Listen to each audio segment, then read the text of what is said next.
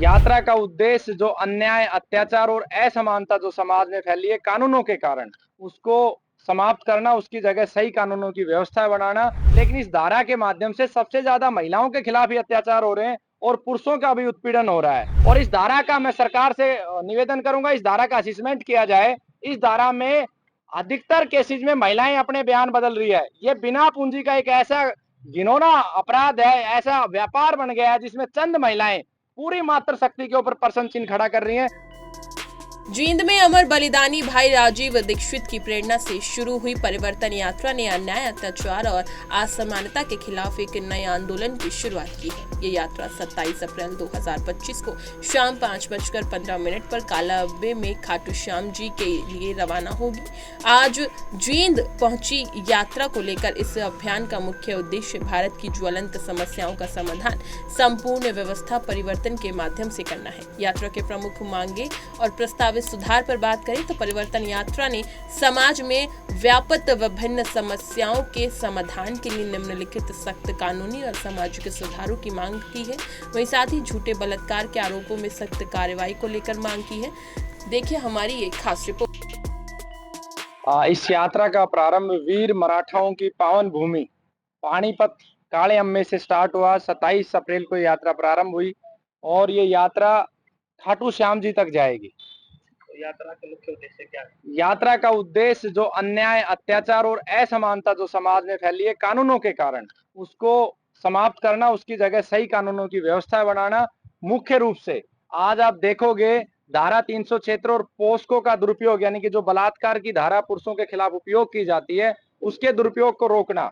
इस धारा का निर्माण करने का उद्देश्य सरकार का और कानून का ये था कि महिलाओं के खिलाफ अत्याचार ना हो। लेकिन इस धारा के माध्यम से सबसे ज्यादा महिलाओं के खिलाफ ही अत्याचार हो रहे हैं और पुरुषों का भी उत्पीड़न हो रहा है। उदाहरण के लिए मैं बताना चाहता हूं कि हर बड़े बड़े शहर में, छोटे छोटे शहर में 10-12 ऐसी महिलाओं के ग्रुप बन गए हैं जो धोखे का, झूठ का व्यापार कर रही है। उसमें कुछ पत्रकार भी मिले होते हैं और वो हनी ट्रैप करके पुरुषों को फंसाती हैं और पैसे लूटने का काम हो रहा है।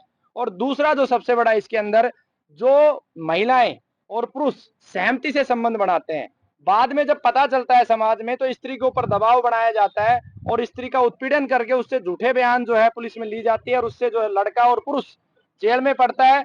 जेल में जाकर वो 6-6 महीने, 8-8 महीने उसकी जमानत नहीं होती और बाद में पता चलता है कि वो केस जीत जाता है और 6 महीने उसका जो उत्पीड़न हुआ और उस महिला का जिसको दबाव में जिसने बयान दिया था, वो जिंदगी भर बेचारी परेशान रहती है, क्योंकि उसकी आत्मा को तो ये पता है कि उसने संबंध सहमति से बनाए थे। तो वहां भी महिलाओं का उत्पीड़न है और जो पुरुष जेल में रहा उसकी बहन का उत्पीड़न होता है, उसकी माँ का उत्पीड़न होता है, उसकी पत्नी का उत्पीड़न होता है, उसकी चाची, ताई, बुआ, फूफा, सबका उत्पीड़न होता है। और इस धारा का मैं सरकार से निवेदन करूंगा, इस धारा का असेसमेंट किया जाए। इस धारा में अधिकतर केसेज में महिलाएं अपने बयान बदल रही है। ये बिना पूंजी का एक ऐसा घिनौना अपराध है, ऐसा व्यापार बन गया है जिसमें चंद महिलाएं पूरी मात्र शक्ति के ऊपर प्रश्न चिन्ह खड़ा कर रही हैं। तो पहला इस यात्रा का मुख्य उद्देश्य है।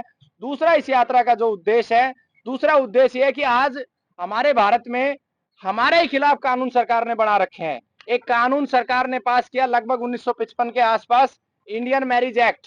ये मैरिज एक्ट कहता है कि हिंदू, सिख, ईसाई और जैन ये कानून के अनुसार एक विवाह करेंगे। दुनिया का सबसे प्राचीन धर्म कौन सा है? सनातन और वैदिक धर्म है और ये धर्म 5000 वर्ष पुराना धर्म है। इस धर्म को कानून के अनुसार सरकार चला रही है और ईसाइयों को और मुस्लिमों को ये आजादी दे रखी है, आप अपने धर्म अनुसार 4 शादी करो, 5 करो। आखिर इस देश में ऐसी असमानता क्यों? कानून हो, लेकिन क्या हिंदू, सिख, जैन, बौद्ध इतने कमजोर हैं कि अपने धर्म की रक्षा नहीं कर सकते हैं? या तो सरकार सबके लिए समान कानून बनाए, और सरकार समान कानून नहीं बना सकती तो हम हिंदू, सिख, जैन, बौद्ध क्यों माने, क्यों सरकार की माने?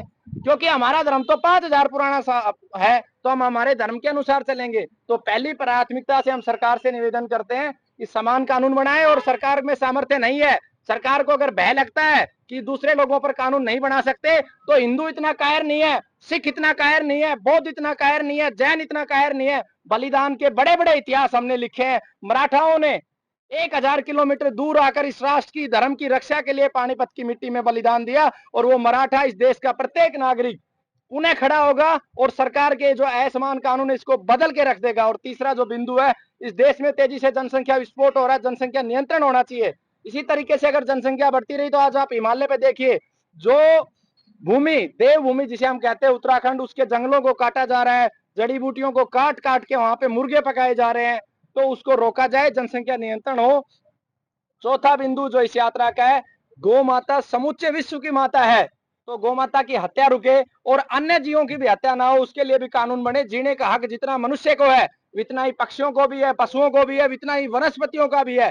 सरकार वनस्पतियों के लिए भी कानून बनाए। आपको पता है कि तेजी से जनसंख्या बढ़ रही है, रोड के दोनों किनारे हमने पेड़ लगाए। 10 साल बाद आप रोड चौड़ा करते हो, जो पेड़ 20-20, 25-25 वर्ष के हो गए हैं, जो समाज को 1-1 करोड़ रुपए की ऑक्सीजन देते हैं, आप 1 मिनट में ठेका दे देते हो, उन पेड़ों को काट देते हो, और उन पेड़ों को काटने से हजारों पक्षी बेघर हो जाते हैं।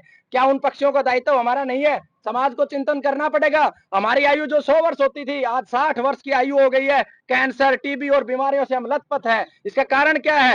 वैज्ञानिक इस पे शोध करें। इसका मुख्य कारण यही है कि हमारे शरीर में जो विकार है, उसका कारण है कि हमारा डीएनए जो है पक्षियों से, पशुओं से, वनस्पतियों से मिलता जुलता है। जब तक वनस्पतियों की संख्या ज्यादा नहीं होगी, पक्षियों की संख्या ज्यादा नहीं होगी, गौमाता की संख्या ज्यादा नहीं होगी, हमारा निरोगी जीवन संभव नहीं है। इसलिए वनस्पतियों के लिए भी कानून बने किया जा रहा है। झूठे दहेज के केस लगाए जा रहे हैं, इनके खिलाफ भी सख्त कार्रवाई हो। तो इन सब मांगों को लेकर एक विशेष रूप से चिकित्सा के अंदर झूठे विज्ञापन प्रकाशित किए जा रहे हैं। इस देश में कुश्ती की प्रतियोगिता हो रही है, कबड्डी की प्रतियोगिता हो रही है, क्रिकेट की प्रतियोगिता हो रही है, हॉकी की प्रतियोगिता हो रही है। मैं सरकार को कहना चाहता हूं, चिकित्सा में भी प्रतियोगिता हो।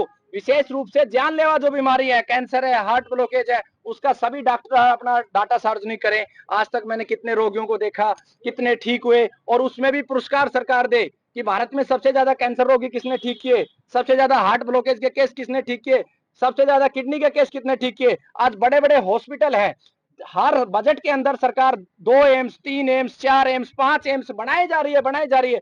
क्या हॉस्पिटलों की संख्या बढ़ने से इस देश का कल्याण होगा? कभी नहीं हो सकता। इस देश का कल्याण ज्ञान से हो सकता है। जितने हॉस्पिटल बनेंगे उतने ही बीमारों की संख्या होगी, क्योंकि बीमारी प्रायोजित तरीके से समाज को दी जा रही है।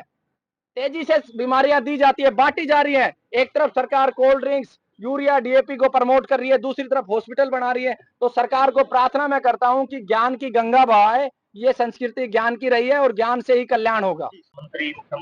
देखिए, अब तक 15 लोकसभा सांसदों को हम ज्ञापन दे चुके हैं, और हमारा लक्ष्य है आने वाले समय में भारत के प्रत्येक सांसद को, भले ही वो कांग्रेस का हो, बीजेपी का, आम आदमी पार्टी का, प्रत्येक सांसद तक, प्रत्येक विधायक तक हम जाएंगे।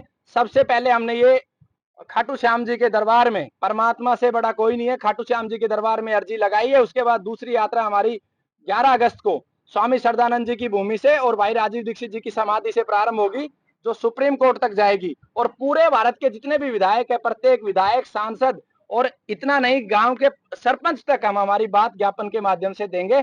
सरकार को पूरा समय देंगे हम। अगले 2 साल सरकार के पास है, और अगर सरकार ये नहीं करेगी तो हम इतने कायर नहीं है, इतने कमजोर नहीं है कि हम हमारे धर्म का पालन नहीं कर सकते। हमने इतिहास रचा था, रचा है और रचेंगे। अगर सरकार में सामर्थ्य नहीं है तो हम ये करके दिखाएंगे। मेरा नाम कमल है।